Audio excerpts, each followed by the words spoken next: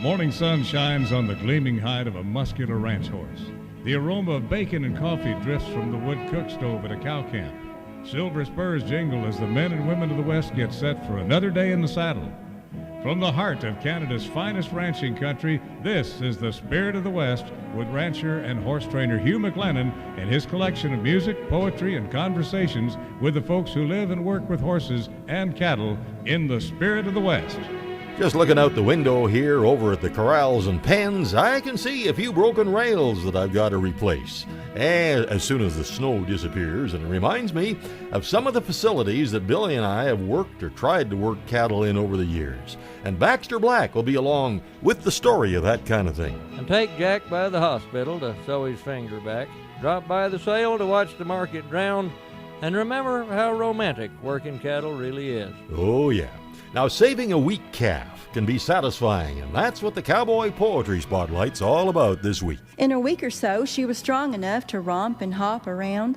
When she saw me with that bottle, she darn near knocked me down. And where will steer prices be this fall? Well, the Rangeland News will have a look. USDA has added 38 cents to the forecast for the average steer price this year. On the Irvin Saddles and Western Wear Horse Training File, I'll tell you about an episode I had giving some oral medication through a syringe to a horse, and how it really illustrates something about horses that is really important to understand. And today I catch up with a long-time working cowboy, kind of a legend, and I've been trying to get him on the show for years, the one and only Red Heisler. And he was standing at the corner of the gall-darn shop down there, and I'll tell you, I didn't miss him by 3 inches when I went by, because I was going wide open. I'd have knocked him head over teacup. And we'll reach way back for another classic song of the West, and I think we'll kick things off here with a song I love to play at the Trainers Challenge Round Pen at the main event. I start the song just as the trainers are kind of wondering what kind of colt they've drawn.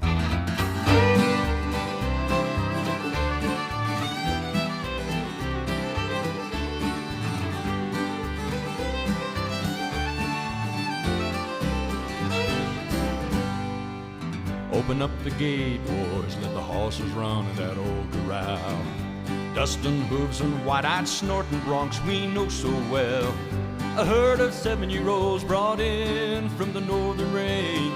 Never felt the touch of a hand or the tug of a rope. Well, it feels so strange. And it could have been midnight or gray wolf or the strawberry roan. Same kind of horses, them old boys just broke and rolled.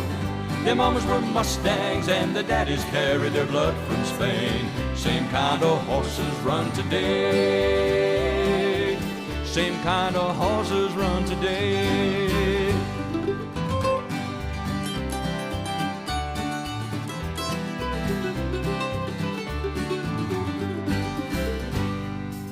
Got your eye on the coyote done while his head is down and his butt's to you. Shake a loop in your lariat and throw your hula hand straight and true. Hobble up his hind leg, put your rigging on and cinch your up tight. Put your foot in the oxbow stirrup and you cheek the bronc when you pull that blind. And it could have been midnight or gray wolf or the strawberry roan. Same kind of horses, them old boys just broke and rolled. Their mamas were Mustangs and the daddies carried their blood from Spain. Same kind of horses run today. Same kind of horses run today.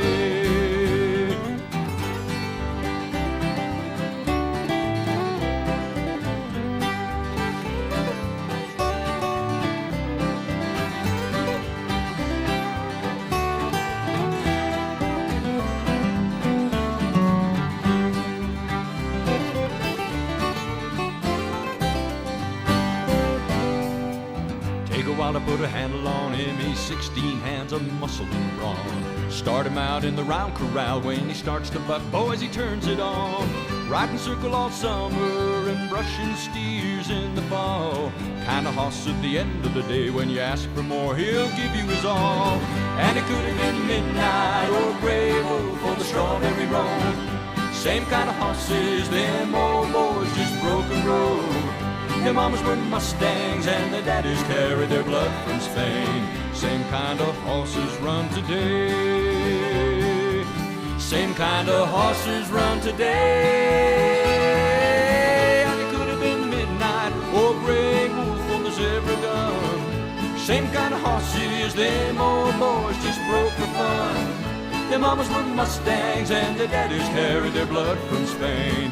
Same kind of horses run today. Same kind of horses run today.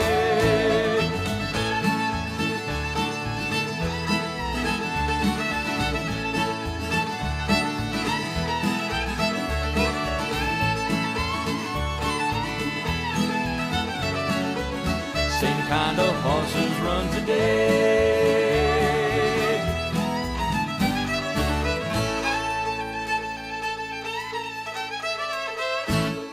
Well, we lost that guy way too soon. Super talented and the best friend you could ever have, Curly Musgrave. And I know that song is a favorite of Buddy Cardinal up there at the Cardinal Ranch. So there you go, Buddy. Now, let me quote from Pat Ferguson's terrific book, Cowboys, Good Times and Wrecks. Quote, "It was March of 1964 when a tall, slim young cowboy drifted into the Douglas Lake home ranch from Alberta. He sported a thick, flaming red beard and mustache that made him look much older than 23. And he was determined to ride for one of the big outfits in BC, and that cowboy was Red Heisler." Well, I was working at a feedlot in Calgary, just south of Calgary, Okotoks, and they had horses there, and there was a horse breaker that came over from Vernon, and he was supposed to get these colts started for a racetrack type thing, eh? So he was bunking with me, and so I was just working there, and we did a little bit of riding. There was a bit of riding so we had to round the steers, finish them off in the feedlot type thing. He told me about these the Douglas Lake Cattle Company, and how big it was, and how many cowboys they had there, and all that sort of stuff. So the next spring, I left the feedlot, and I headed over I tootled on up there, and I found the general manager of the ranch there. And of course, he said, "Oh yeah, we can give you a job. I can give you a horse to ride out and change irrigation pipes Yeah. and stuff like that." He says, "No big deal." I said, "No, that's not what I'm after." I says, I want to. Well, you got to talk to the cow boss. Well, I said, "Where is he?" Well, he says his name's Mike Ferguson, and he said he's at the bull sale now. They were having the bull sale at Kamloops, and Mike always took time to go to the bull sale with his wife. So anyway, I drove into Kamloops, found out where the bull sale was. So I looked over there, and everybody's wearing a cowboy hat. Come on. Oh, yeah. The bull sale. I mean, this is Kamloops. That's right. The heart of the West. That's right. So so the guy that was organizing the bulls to go out, the foreman in the back there, he's just standing there. I went up to him. I said, I said, "Do you know Mike Ferguson?" He says, "Hell, everybody knows Mike Ferguson." Well, I said, "I don't, and I want to know what he looks like." I says, "Can you point him out there in the stand?" He says, "Yeah, he's sitting with his wife just over there along the edge, just by the stairwell going out." I said, "Okay." So I waited. By gosh, I was lucky. It wasn't about 20 minutes. Out he come with, and he's had a few to drink. This is his time off. This is his holiday. Yeah. I says, "Mike Ferguson, I presume?" And he says, "Yes." He shook my hand. He says, "Who am I talking to?" Well, he says, "Red Heisler." And I says, "I'm looking for a job." Well, he says, "You know what? I'm not in very good shape now to size you up or anything." So I says, "I'll tell you what." He says, "Go out to the ranch, find Stan Murphy," which is second in command in those days. And he said, "He'll put you in a bunk, probably put you to work until I come home and have a look at you." I said, "Fair enough." So I headed down there, and I didn't get to the ranch that day because it was getting late by the time that happened. Well, what happened to Red on the way to Douglas Lake was something kind of typical of cattle country folks like this. And you'll hear about it when the Spirit of the West continues right after this. Welcome back to the Spirit of the West. Coming up is a song from the rising star Kristen Harris.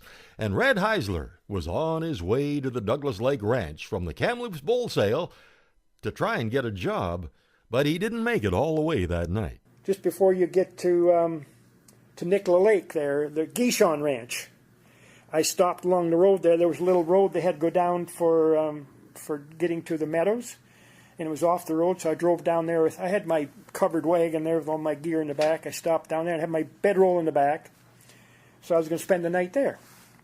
I had something to eat. I was okay, so I went in there, and heck, I just got into the bedroll in the back of the truck. And it didn't matter if it rained because I had the total box covered. Anyway, so a knock on the side of the truck, that thing. And so I stuck my head out and says, "What's up?" Well, he says, "You're parked right in our driveway." Oh, I says, "I'm sorry. I didn't know this went anywhere." Well, he says, "Yeah, we got a camp back in here." He says, "I'll tell you what you do. You drive back in here, and you don't have to sleep in your truck. You can sleep in the bunkhouse.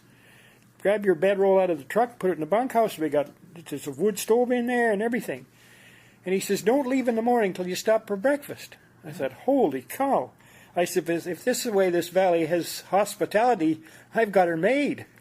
Well, he says, "No, come on in." So anyway, I did that. And next morning I thanked him. His wife gave me a heck of a good meal and a good breakfast. Yeah. And sent me on my way. And I came into Douglas Lake and met Dave Batty and what's the guy that worked with him? Art Graves. Oh, for God's sake. Yeah. Dave Batty and Art Graves. Man, a couple of great quarter horse men from... Yeah, they were working a quarter horse barn, right. And they were walking from the... They didn't have a quarter horse barn in those days. They were working in the barn down in one of the horse barns in the ranch, in the main Douglas Lake Ranch. That's where they were starting. They're working the horses a bit, eh? So I said, "I'm looking for Stan Murphy." And he says, "Well, he's down there. They're halter breaking the young colts right now." So I went down there and got a hold of Stan, and he put me in the bunkhouse, give me a bunkhouse, and said, "Well," he says, I got nothing for you to do right totally here. You can probably help Les Harris for a while if you don't mind. He's got some colts to ride." So how did Red's cowboy audition go? Well, you might say it was kind of painful. Red describes it in a couple of minutes. Kristen Harris was the winner of the Rising Star Showcase at the Kamloops Cowboy Festival a few years ago, and her career has really taken off since then. We watched her on American Idol doing her audition the other day. Kristen was fine, and I guess you could criticize me for being too stuffy or old-fashioned or not appreciating fun, but, I sure wasn't impressed with the performance of those judges while Kristen was singing. I think her performance at least deserved their full attention, not that display of childish silliness. I mean, this gal is really good. And here's a song that she wrote. Give me 1,000 acres and dirt under my fingernails, and a horse with a trot just bouncy enough to swing my ponytail.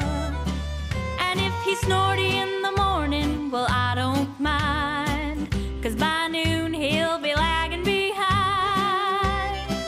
We've got 80 head of cattle to trail. Don't bother calling for pizza, they don't deliver out here. But there's a good view of beef if you're looking between my pony's ears. And it's the same old beans again for supper tonight. But if there's hay in the barn, I'll be feeling alright. Still got 55 acres to bale. Don't ask me why I live where I do, 'cause I doubt if I could explain it to you. So come and visit, but don't stay, 'cause I live on acres of nowhere, and I like it that way. Yeah, I do. The fireflies twinkle on in the dark, and the coyotes whine and yip in time to my hound dog's bark.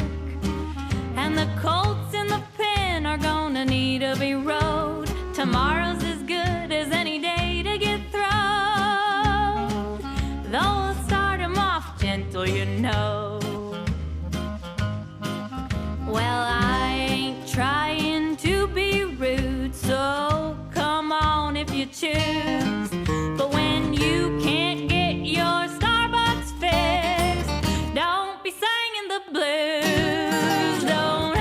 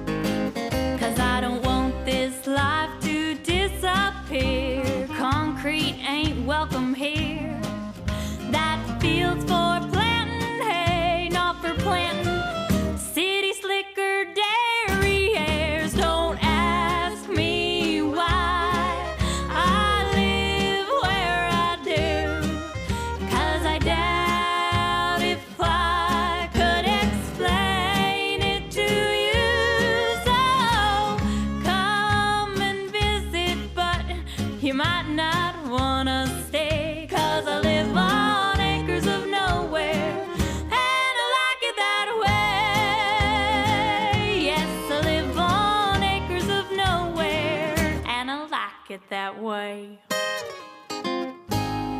Kristen Harris, wishing her the best. Well, it was early spring. They were starting colts at the Douglas Lake Ranch, and that's where Red Heisler hoped he could demonstrate enough skill and savvy to earn himself a job. I hadn't been on a lot of broncs, but I thought, I don't care. I'm young. I'll do it, whatever happens.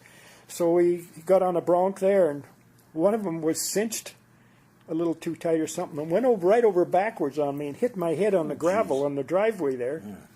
Kind of knocked me out, and I was kind of staggering around. And of course, back in those days, you weren't sent to the hospital to get checked. Yeah. If you're still talking and walking, you got to be okay. That's right. Yeah. No concussion syndrome or anything like that. Yeah. So he told me back to go to the bunkhouse and rest up and see if I feel better. I come out. So I went back there, and I guess I fell asleep for a while, and I woke up. And I can't remember this whole situation at all. Yeah. I thought I came back from the cookhouse and laid down and forgot to get up to go to work. So I jumped up and ran out there and said, "Gosh, Les, I'm sorry." He says, "Well, you were here all afternoon." He says, "You just went down he says, "You haven't been gone for 20 minutes. I says, "Well," he says, "How's your head?" I says, "Well, it's okay, I think." He says, "What's your name?" So I told him, Red Heisler. He says, "Okay. Where you at?" I said, "I'm Douglas Lake. You're Les Harris." He says, "Well, that's good enough." Yeah, you passed the test. He said, "There's a bronc." So I stepped on a bronc there, and God darn it was kind of bucking and fooling around. So the little Douglas Lake was right there, between the quarter horse barn and the main ranch. So I headed it out into the lake. Well, this horse gets out there and gets right up to its neck, and it's swimming. We're heading across. Pretty soon Les comes out, and he's hollering and waving to me. He says, "Hey, come back, don't drown out there." Yeah. So I turned the horse around, and we come back and spent the rest of the day. The next day, that was the first ride that colt had, eh? First time I've been on a horse in Douglas Lake. Yeah, and first time anybody been on that colt. Absolutely. Yeah. So Les was pretty happy with me, so I worked around with Les there for a few days, and then Mike finally come back and went out to English Bridge and did some doctoring. It wasn't time to go up to cow camp yet or not. Mm-hmm. Anyway, so that's where it all started. Yeah. And it went on from there, and Dry Farm was the best cow camp I ever liked. You ever been to Dry Farm? I've been through there, never stopped to have a real good look. Beautiful cow camp. They don't use it now anymore. Oh, is that right? Yeah. But so, and I had a lot of broncs. Holy cow, over the years. I spent 9 years at Douglas Lake. There's no, I was thinking it was even longer than that. It was 9 years. Well, there's much more from the colorful Red Heisler a little bit later. Baxter Black is next when the Spirit of the West continues right after this. Howdy, friends. This is Baxter Black on Spirit of the West with Hugh McLennan with a little peek at sorting cattle in and by. Ladies and gentlemen and followers of cowboy humor, in a moment of weakness, I, Baxter Black, have written another book. I appreciate it. Its title is Scrambled Wisdom. Almost isn't is it? Which almost makes sense. Well, our offer does make sense. Only $19.95 plus shipping. A solid gold guarantee. Call 800-654-2550. Online at BaxterBlack.com. Some folks run a sort of loose cow operation. Leave the bulls in year-round and ship the calves anytime they look like they're big enough. Well, when they gather their herd off the range, the animals have to be sorted, and believe me, it can get complicated. 3 brothers ran together on a summer pasture deal. They'd sort 'em when they gathered in the fall. There was never more than 50 cows, and each one had a bull. Each brother, I should say. The herd was small. Me and Dick would help 'em gather. There was calves in with 'em, too. But the sorting part would make a grown man cry. The 3 of them all shouting from the alley at the top, while Dick and I swung gates for in and by, and through, and back, and out, and stay, and hold, and left and right. That's Norman Shorley Cross that just got past. And hold that little brindle calf. He's way too small to ship. Dadgummit, Ted, don't bring him quite so fast. Bring that one back. Just hold 'em all. No, let the Hereford by. Now, Jack, you leave your catch rope plumb alone. Whose cellular's ringing? Jack, put that rope away, and dang it, Norman, get off of the phone. Look out, the Bally's on the fight. Oh, just put her in with Ted's. Not that way, Dick. Oh, shoot, she jumped the fence. Come back here, Jack. She's out of here. You'll never catch her now. Forget it if you got a lick of sense. The black one in. The bramer by. The big calf needs a brand. I believe that's Howard's wayward bull again. Well, the brand inspector's on his way. George said he'd take a load, so don't be holding up these gentlemen. Well, it took us nearly half a day to finish up the sort and load old George a half a trailer full, and finally find Norm's cellular, but not till Howard called to ask if we had seen his wandering bull, and take Jack by the hospital to sew his finger back, drop by the sale to watch the market drowned, and remember how romantic working cattle really is, and why we've all got day jobs here in town. This is Baxter Black on Spirit of the West with Hugh McLennan. Thanks for listening. Come and see the largest selection of well-broke horses in Western Canada at the 5th Annual Top Gun Horse Sale. April 14th, high noon, at the Kelnash Event Center, Ponoka, Alberta. You can preview the horses Friday, April 13th at 4 p.m., and they start coming through the ring Saturday, April 14th at high noon. Horses for ranch work, team penning, rope and trail riding, barrels, mounted shooting, and kids' horses. Every type of horse you might be looking for, including loads of ranch horses. Every horse will be ridden, driven, or led into the ring. Rain or shine, everything's inside. For information and a look at the horses, see TopGunHorseSales.com or call Jordan Dodds, 403-783-0246. Oh, I'd sure love to be at that one. Looking at some of those horses on their website, and they look so good. And speaking of horses, here's Corb Lund. Sure was a big one, an old rodeo. They'd been trying to hire us for a few years or so. The grandstand was bursting, the infield was full. They'd run all the chucks, and they'd bucked all the bulls.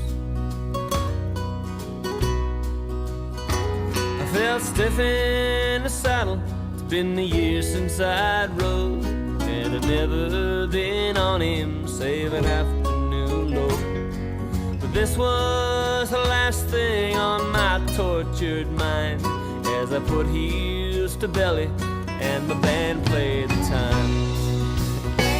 He was a big sorrel gelding with a golden streaked mane, a silver mounted saddle and hand-braided reins.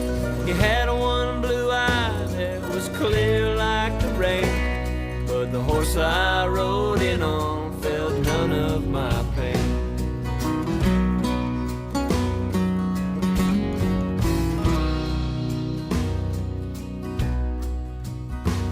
Well, we made quite an entrance in show business style, and 10,000 people all witnessed my smile. But you were not there among them, I'm sorry to say, as I rode through the crowd toward the big outdoor stage.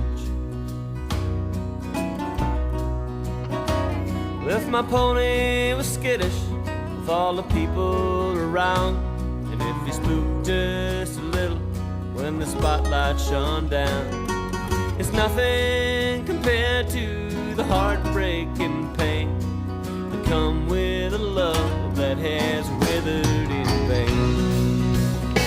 He was a big sorrel gelding with a golden streaked mane, a silver mounted saddle and hand-braided reins. He had one blue eye that was clear like the rain, but the horse I rode in on felt none of my pain.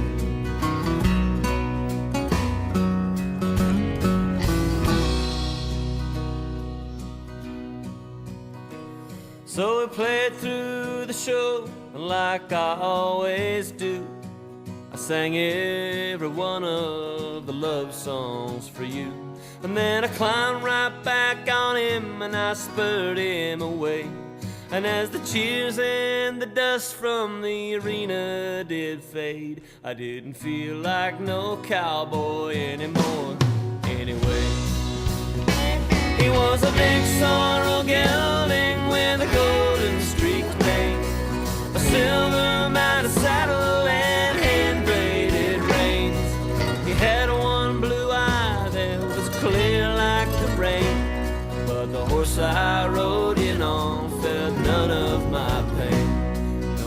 horse I rode in on felt none of my pain.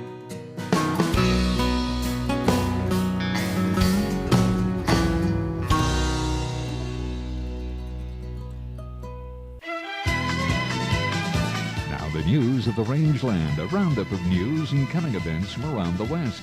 At the top of page 1, it says a lot of decisions are being made now, especially if you're looking at the best way to utilize your grass and range this coming grazing season.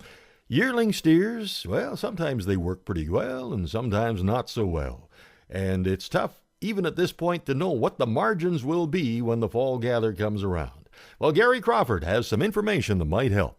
Beef production this year in the U.S. will top last year by about 5.7% at just under 27.7 billion pounds. However, that's about 40 million pounds less than had been forecast a month ago. We've seen some lighter carcass weights and slower slaughter pace, which is cut into supplies. USDA Outlook Chairman Seth Meyer says that has strengthened the overall price prospects for steers a little bit. But most of that strength coming here in the first quarter from what we've observed for prices recently. So for the year, USDA has added 38 cents to the forecast for the average steer price this year, taking it up to $119.63 a hundredweight, certainly better than was expected earlier in the year, still $1.89 lower than last year. But I think when you look at the overall price decreases, they're moderated by what's been pretty good demand so far to date. But putting pressure downward, the fact that growing supplies of beef are competing with gains in pork and broiler production, 5% for pork over last year, over 2% for broilers. Gary Crawford for the U.S. Department of Agriculture, Washington.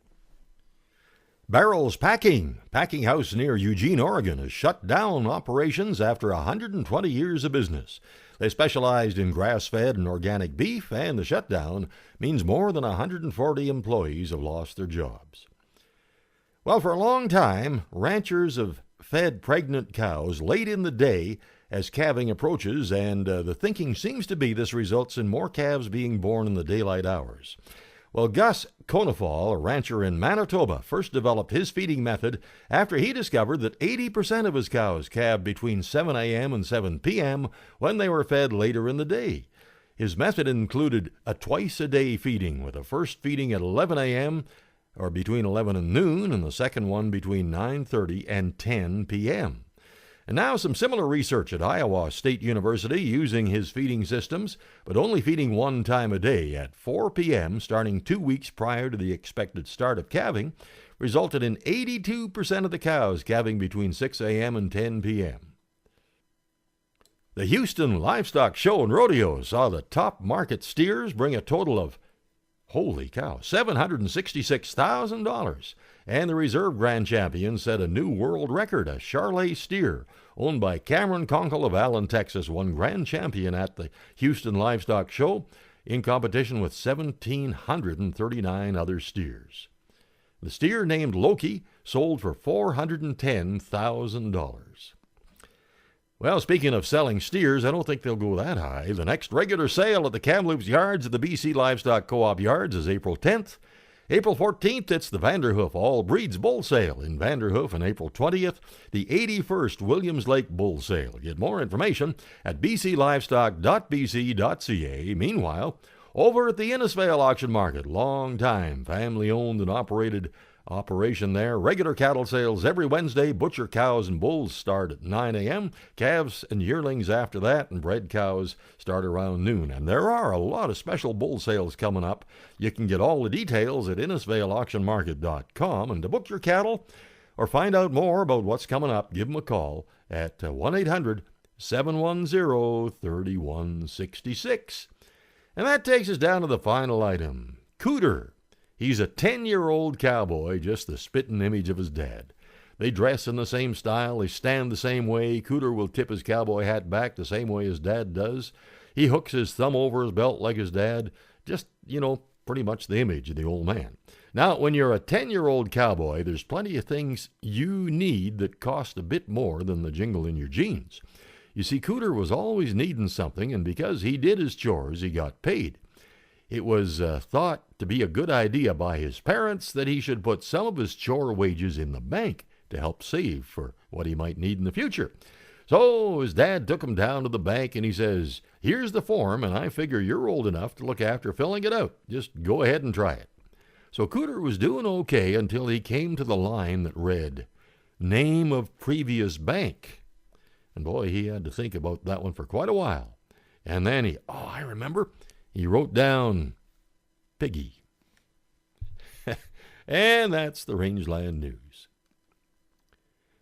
Next on the Irvin Saddles and Western Wear horse training file, I discovered something by accident last week that really illustrates an important aspect of a horse's nature.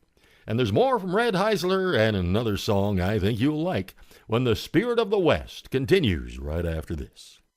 Welcome back to the Spirit of the West. Was it the horse that was the problem, or was it me? Well, I'll tell you on the Irvin Saddles and Western Wear horse training file coming right up. First, though, the 17th annual Spirit of the West cruise will be something unforgettable. My wife Billy and I will be hosting a big group of ranchers, farmers, horse and cattle folks, and Spirit of the West listeners for a trip I know many of you have had on your bucket list for a long time. September 16th, 2018, we will sail out of Quebec City and cruise Canada's maritime provinces in all the glory of the fall colors, including stops in Charlottetown, Prince Edward Island, Sydney and Halifax, Nova Scotia, St. John, New Brunswick and the Bay of Fundy, Bar Harbor, Maine, Boston, Portland, Maine, and Cape Liberty, New Jersey, with an optional stay in New York City. Now, just for the Spirit of the West group, we have a tour of a cattle operation in Nova Scotia. We'll have all our great Western music concerts and sing-alongs, and we'll be swapping lots of ranching stories. And we'll have a lot of special activities just for our group. You'll find more details on the cruise section of our website at hugh-mclennan.com and on our cruise Facebook page, and you can always call the toll-free number 1-800-530-0131.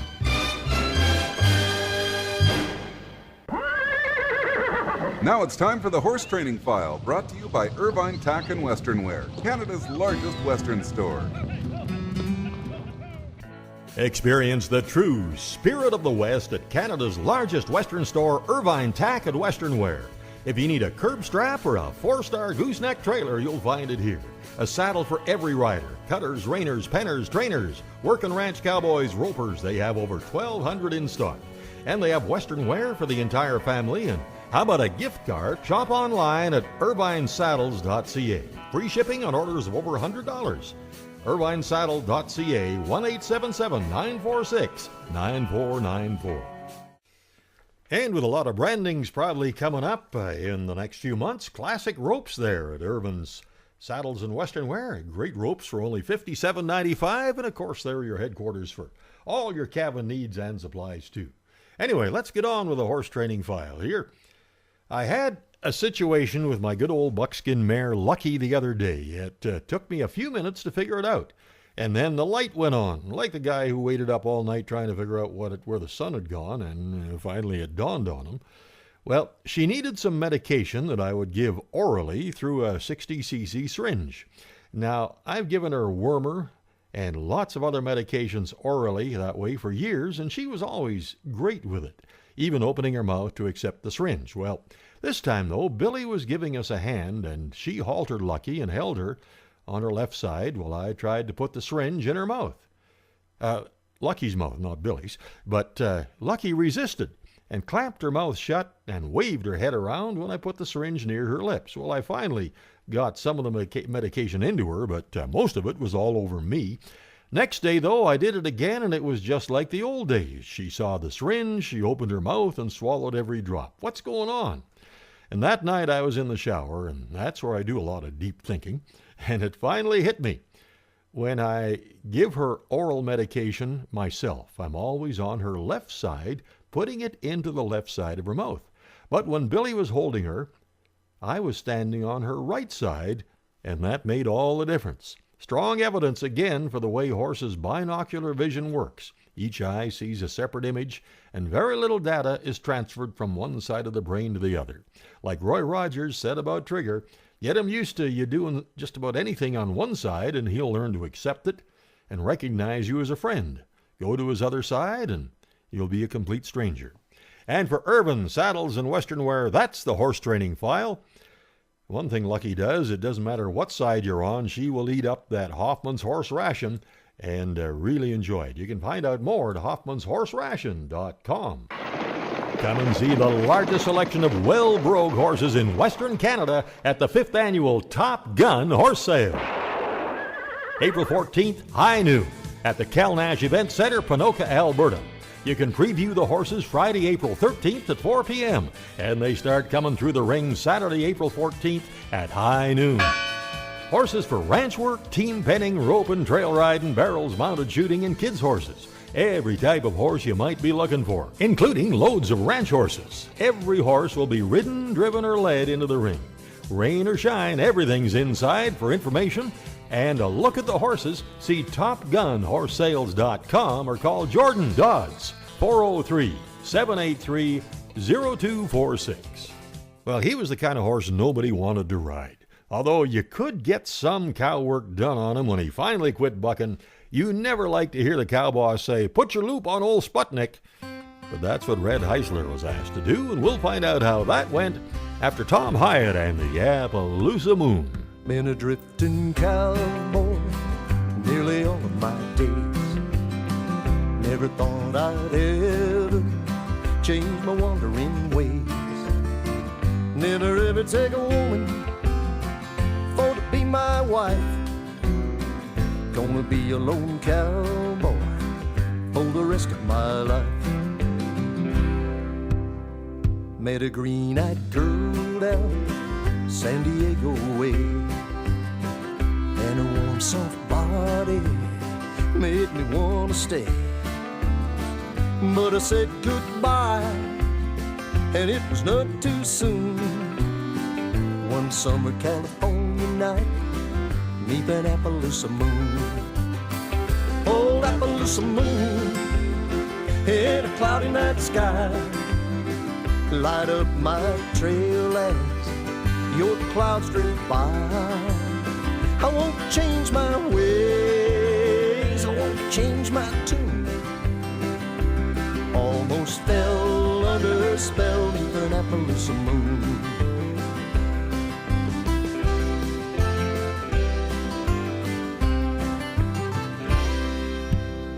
Didn't take too long, boy, me to realize couldn't keep my thoughts away from those evergreen eyes. Oh, the glowing warmth of her gentlewoman's touch. Never ever had a memory matter quite so much. Old Appaloosa moon in a cloudy night sky, light up my trail as your clouds drift by. Might change my ways, I might change my tune. Might have fell under a spell beneath an Appaloosa moon.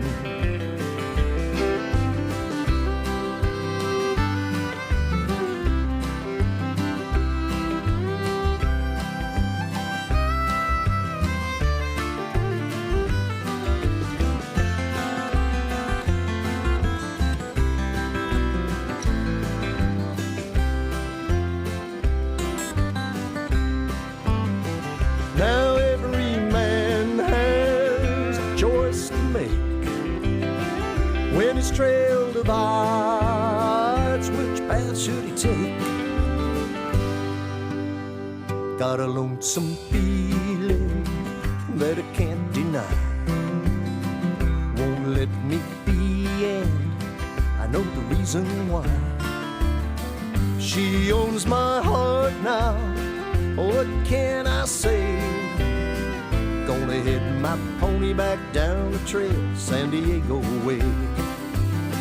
Oh, Appaloosa moon in a cloudy night sky, light up my trail as your clouds drift by. Gonna change my ways, gonna change my tune. No, I fell under a spell beneath an Appaloosa moon. No, well, I fell under a spell beneath an Appaloosa moon. Well, here's another quote from Pat Ferguson's book, Cowboys, Good Times and Wrecks. When all the boys had their broke horses caught, Cowboss Mike Ferguson told Red Heisler, catch that big bay gelding. His name is Sputnik. Well, for some reason, the hair stood up all over Red's body. Wonderful.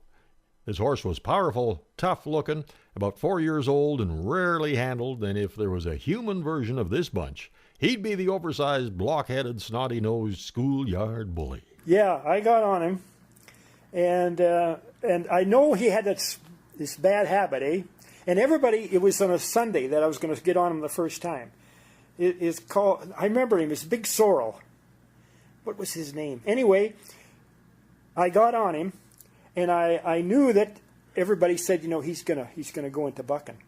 So the second my foot went over the stirrup, before over the saddle, before I even get the stirrup, I over and undered him, right in the middle, right in the yard, right in Douglas Lake's main yard out there.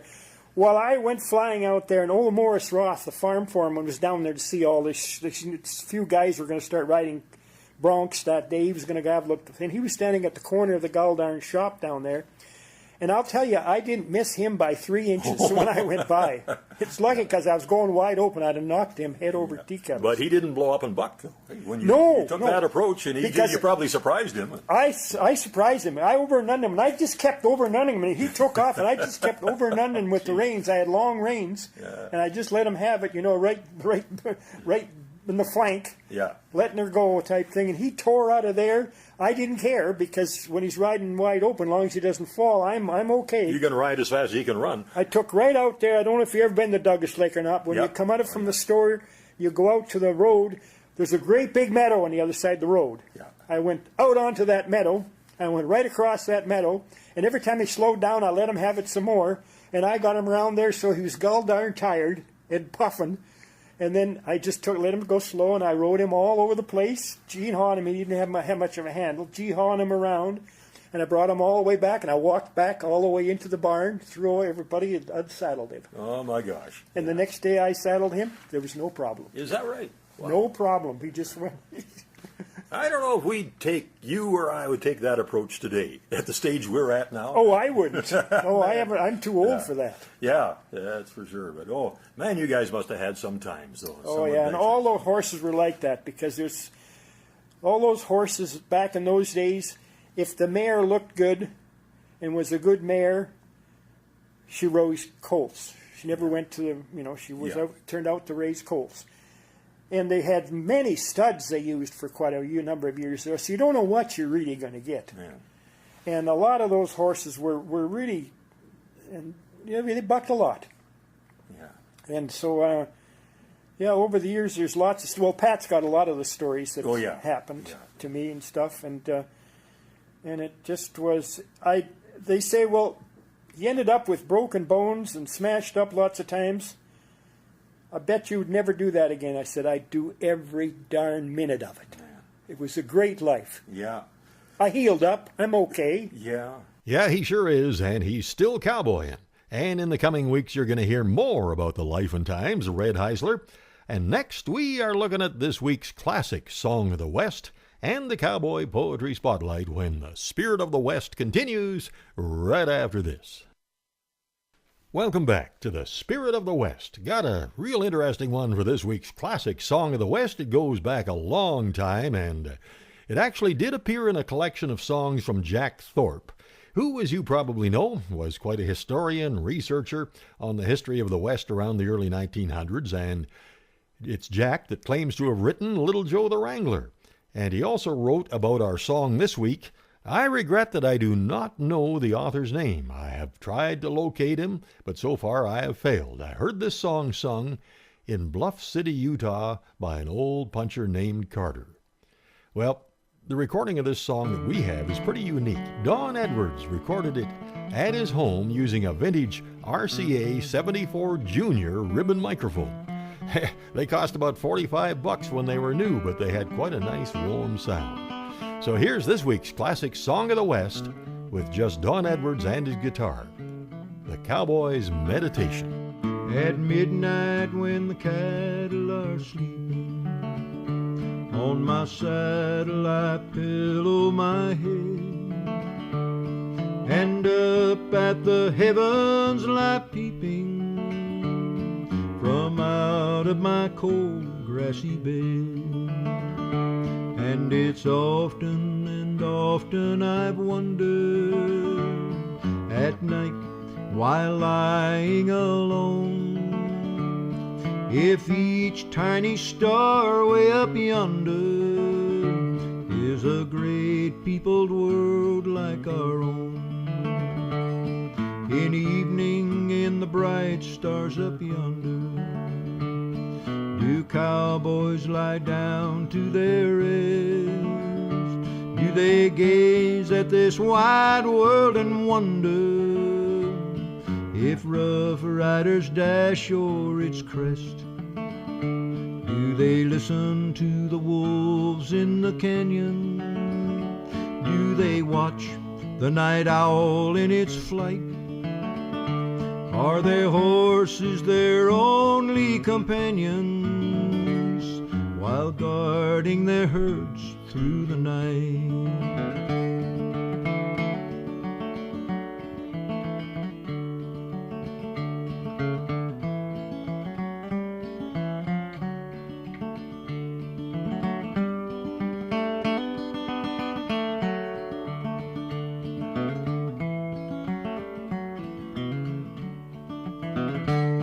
Sometimes when a star is twinkling like a diamond set in the sky, I've all found myself lying and thinking if maybe God's heaven is nigh.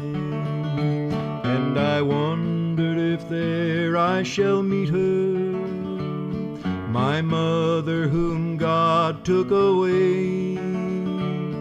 It's up in stars heaven I'll greet her at the roundup on that last day. In the east the great daylight is breaking, and into my saddle I'll spring. The cattle from sleep are awakening, my heavenward thoughts now take wing. The eyes of my bronco are flashing, he impatiently pulls at the reins, while out round the herd I'll go dashing, just the reckless cowboy of the plains.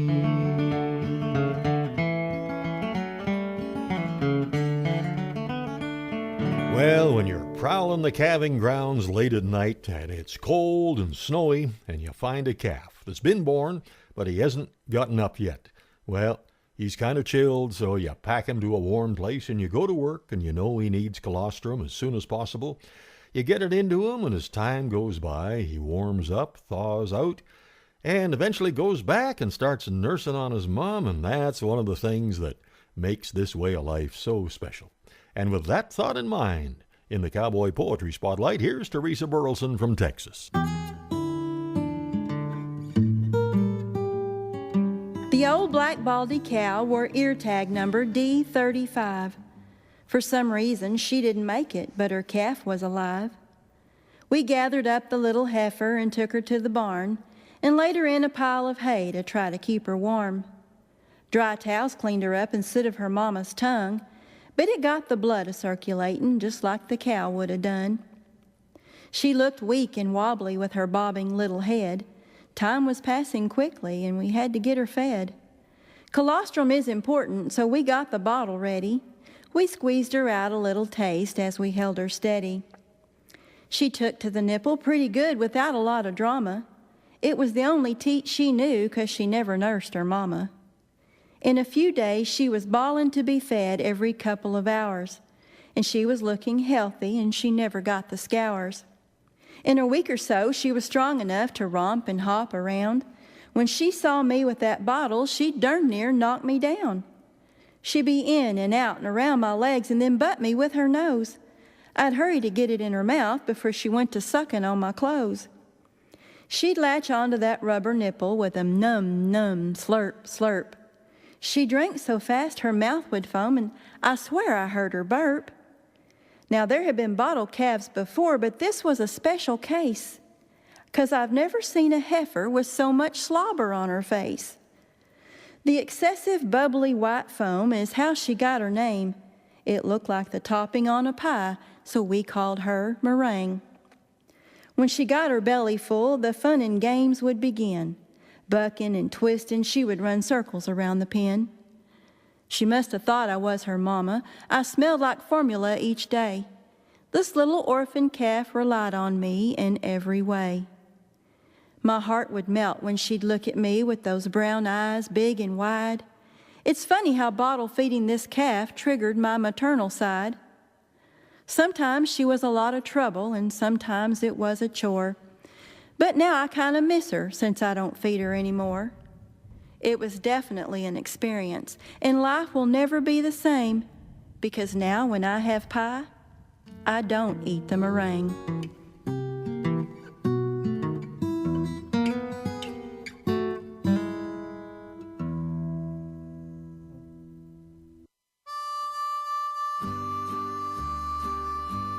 Thank you so much for making the ride this week, and I sure hope you can saddle up and join us right here next week at the same time. And thanks again to the Spirit of the West support crew, Mark and Kathy McMillan, and boy, did they ever do a wonderful job again, along with all of our fantastic volunteers for another highly successful Kamloops Cowboy Festival.